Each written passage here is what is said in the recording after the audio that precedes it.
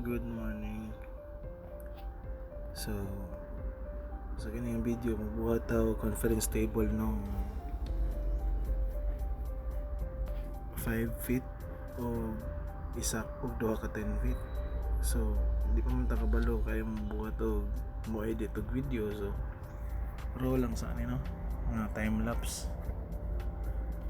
So, mga niya itong mga entrada sa ito ang pag sugod ani ato ang tutorial vlog sa ato ang pag welding dre no, mga kita lang. Sige lang kay puhon o makakato na tao edit. So ito ang panindutan na tong video nga para masabdan pud sa uban nato nga ka DIY. So sa tiri nga video gud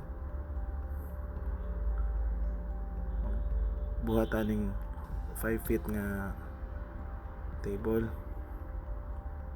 So murag standard din siya nga 6 seaters pero conference tables ni akong ginapangbuhat. Tulo ni siya ka buok. Ang isa 5 feet, ang duha kayo 10 feet. So dako kayo tong duha. Naglisod jud ko ang labi na nga kitara wala tay kauban magtrabaho. Lisod kayo magtrabaho kung wala kay kadayong. Dali ran trabaho as DIYers, pero pag nakitag-as kayo dili na to makaya nga makaya man pero lisod. Nang nindot yun na tayo partner ani, kaso lang sa kaning mga higayon wala tong partner kay busy po silang tanan. So